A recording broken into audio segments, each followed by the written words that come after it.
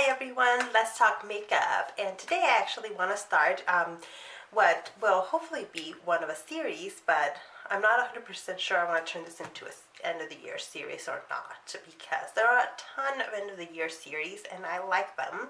I like watching them, I like seeing what people have bought and loved throughout the year, but it also gets kind of repetitive and old to be seeing kind of the same thing over and over again.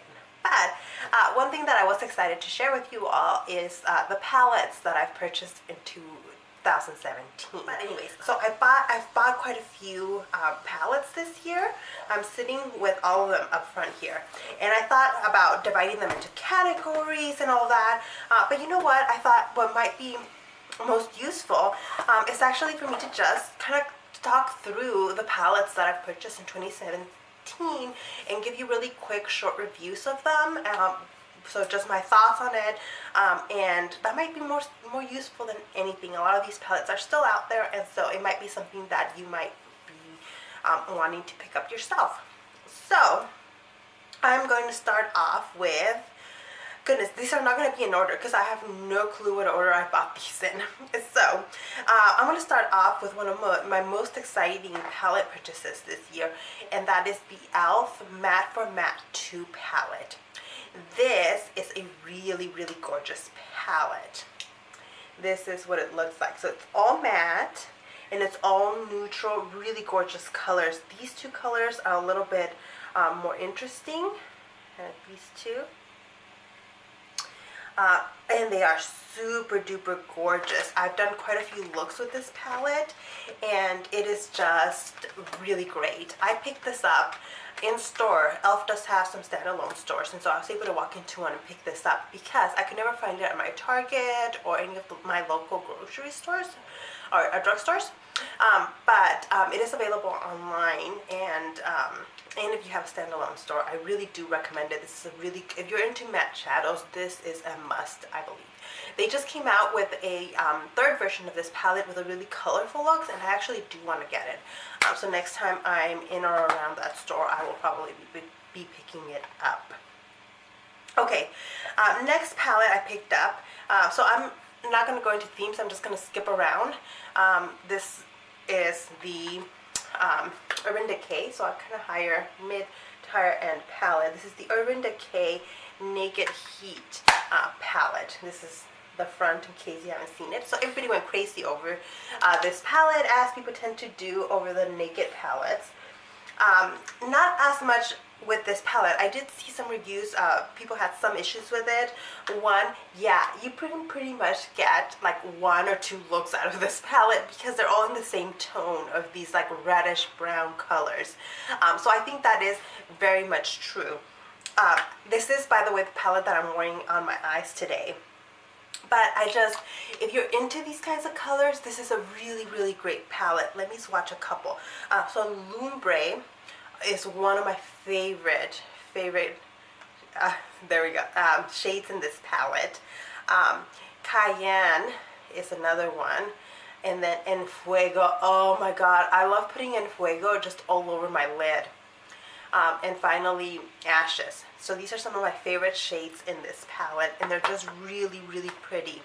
Like I said, you're mostly going to get red tone brown looks out of this palette, but if you're into that, I do recommend it. If you're not into that palette, if you just look at these reddish shades and you're like, oh my god, however will I wear those, stay away from it. Stay away from this palette.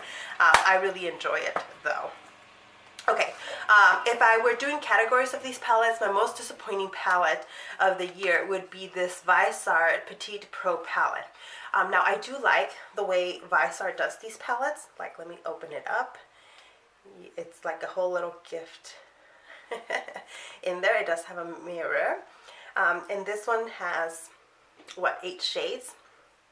And I picked it up from Beautylish because I hear people raving about the Viseart formula, and so I really wanted to try it, and this was the palette that was most in like the colors that I like to wear. Let me swatch a couple of these. I'll swatch. So these are some of the shimmers in here, and then one of the mattes. So overall, this was a nice palette. It was really fine. The reason why it was the most disappointing palette of the year for me was because the way people talk about Viseart, it's just like the most amazing shadows in all the world. And for the the price of these palettes, damn, they better be the most amazing shadows in all the world. And I did not feel like this one was. Now, I probably need to play a little bit more with it. I played with it for some time and then kind of realized, okay, these are just normal shadows, and I kind of gave up on it, which I probably should not have. So I will actually maybe leave this out and do a little bit more playing with it. But I think the other problem is because I got shades that I pretty much have in other formulas, it didn't feel that special to me. What I feel about this Petit Pro palette is not how I feel about the Viseart formula, because the last palette I bought of the year is the Viseart Grande Pro Volume 1. So this palette, when it came out, oh, saying to me, this palette saying to me. But it's like $160 something. I'll be putting prices up on the video. So I was like, yeah, no, I'm not spending that money. And plus they were selling it at like a pro retailer. And I was just like, oh, I've never bought from them. I don't want to, you know, purchase from a company I've never bought from before. But then Beautylish got this palette recently. And as far as I know, as of shooting this video, they do still have it. But let me show it to you. These are all matte shades. Now, this shade over here did come a little bit dinged. It flaked off a little bit. No, this one over here. Excuse me. If my voice is a little bit weird, it's because I'm getting over a cold. So these are all matte shades. So this palette is not for everyone. You are not going to shell out over $150 for an all matte palette if you don't like mattes. So please be aware of that. But I love mattes, as is already evidenced by what I've shown you so far, and I'll show you a couple of other all matte palettes I bought. But mattes are my jam. So I am, so far I'm really liking it. What I want to do is get a couple of the more of the e.l.f. matte palettes and do a head-to-head, try to recreate looks with both palettes and see, kind of compare quality and compare the wear and just overall look, using Viseart shades versus doing e.l.f. shades. So watch for that coming next year. That'll probably be one of my first videos after the holidays. But I will be traveling over the holidays, by the way. So I am pre-filming a couple of films, and I think I'll shoot a couple while I'm visiting my family. But anyway, so okay. Next up, let's just get the mattes out of the way.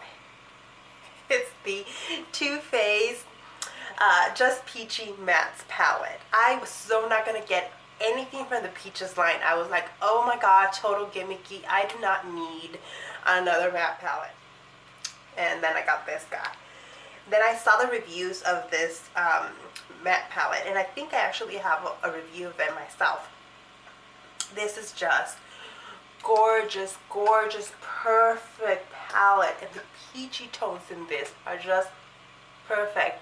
Ooh, I can smell. I do smell the peaches in this, and I'm like, wow, I think I can actually smell something, because I haven't been able to smell anything in like a week. But anyways, really gorgeous. If you're interested in a full review, I'll link the review of that down below. Okay, a couple of shades of small palettes I got from NYX. I got these at their standalone store. This one is the, let me give you the name, NYX Professional Lid Lingerie palette. So this has 6 matte shadows, surprise, surprise. And these are just gorgeous. Okay, what makes this palette different from any of the other palettes? I have no clue. I just really wanted it when I walked into the NYX store and I saw they had this really gorgeous all matte palette. Let me swatch some of the shades on this one. So these are 3 of the shades. Really, really gorgeous shades. They're buttery. They blend really nice, and it's a more affordable price than the Viseart, for example. Now, as I'm filming this, I'm getting some new ideas for other videos to film. I think I need to put some of these all matte palettes in a head-to-head. one not matte palette, and in fact this palette has no mattes whatsoever.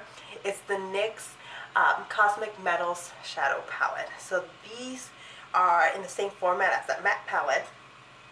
So they're all metallic, right, all metals, and they are really, really gorgeous. This has been a go-to. I was actually practicing holiday looks with this palette, and they came out really wonderful. These are just great shimmery shades all over the lid. They blend beautifully. They're smooth, really, really nice quality, and not just for the price, they're just nice quality overall. So I do highly recommend this palette if you're interested in kind of these shimmery looks, or even the matte one. These are very good palettes. Okay, another in the affordable range is this ColourPop Yes Please palette. Right, this is the one that confused everyone with the name. So this, because the casing in this palette is white, is terribly dirty. Mine is so dirty. But these are also really nice shades. This is not my favorite palette of all time. Like, I like the shimmery shades, but a lot of the other shades, the brownie neutrally shades, have this kind of orangey tone to them that I was not prepared for, which I should have been, because I think this was inspired by like sunset or something like that. So this is an inexpensive palette. I would say if you're interested in the shades, go for it, but it's not for everyone, and it's not my favorite palette that I have worn this year. I did a full review on that one as well, so I'll link that down below. Checking on my dogs. Okay, so this is the palette, a more recent palette. This is a holiday palette.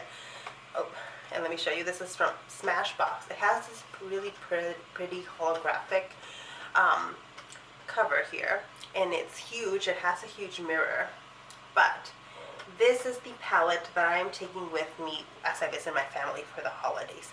It has a bunch of really nice neutral shades that are great for work looks, but then it has some fun kind of colors over here for you to work with. But the reason I'm going to take this with is that it has blushes and it has some contour. Now the contour bronzer shades did not work great for me, but the highlight did. I like putting that as a more of kind of under eye kind of brightening shade. The blushes worked, and so this is just, I think, a really good traveling palette. So this is the one that I'm going to travel with. Although now I'm thinking that I should take the NYX Cosmic Metals so that I can include a little bit more kind of shimmer, bam looks for Christmas. But we'll see. But that is the palette that I will be traveling with. Let's see. Next up is the Huda Beauty Desert Dusk palette. And this is a really neat palette. It has a lot of like purple, kind of sunset tone shades in here. This is a really great holiday palette. This is what I wore to a holiday work holiday party that I was invited to last weekend. So if you're into these kinds of shades, I think this is a really nice value. I was very inspired by the colors when I looked at them, so that's how I think you should make your decision on these kinds of things. This is the palette of my recent high-end buys that I've been reaching for the most, because it inspires me. It inspires me to do different kinds of fun looks with them. You can get some everyday looks out of it, like work looks, but not really. I think that palette is more like the fun look palette. And one of my super high-end. This year I only bought, Viseart and Natasha Denona for the first time. These are super expensive, pricey palettes. So this one's the Lila palette. Let me show it to you real quick. I think I did a full review of this one as well.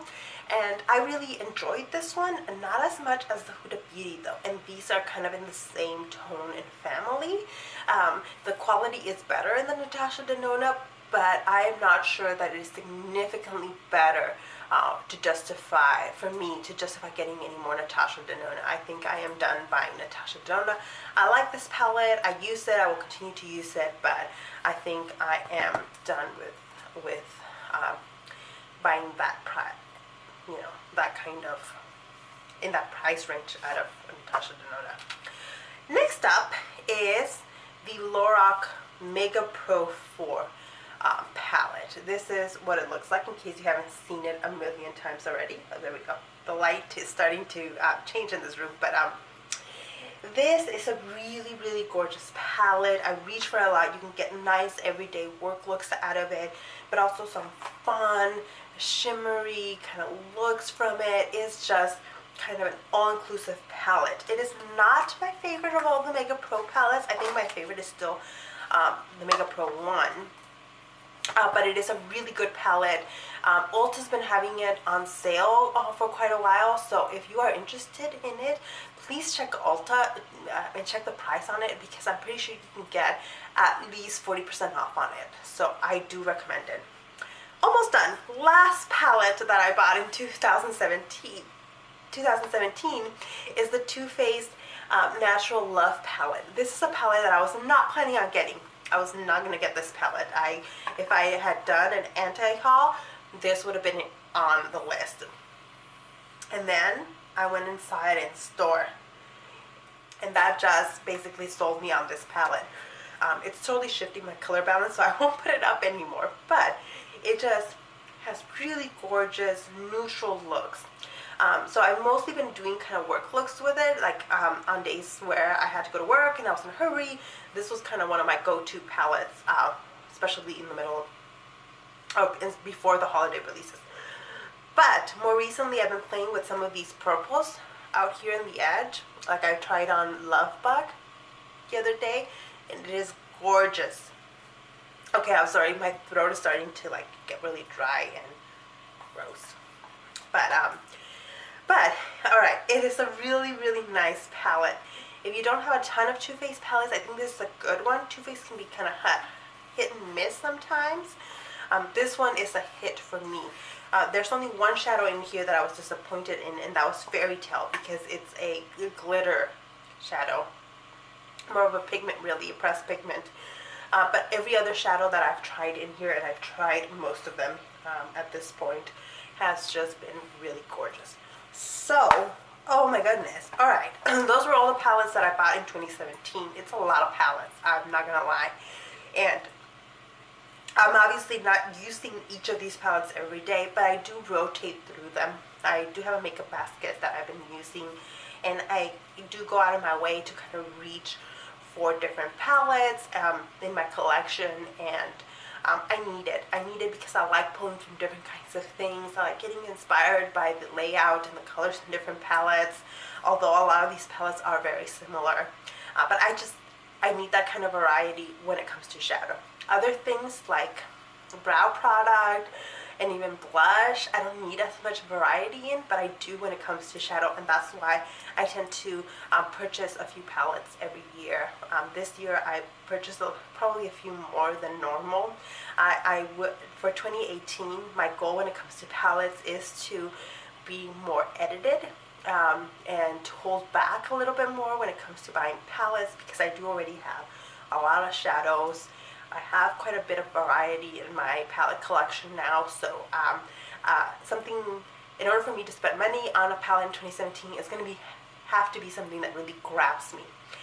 So it's something that really surprises me, and I'm open to that happening, but I'm also thinking it's not going to happen a lot. So let's check in back at the end of 2018 and see how I do. But for now, these were the palettes that I purchased and my thoughts on them during 2017. Thank you for watching, and I'll see you in the next one.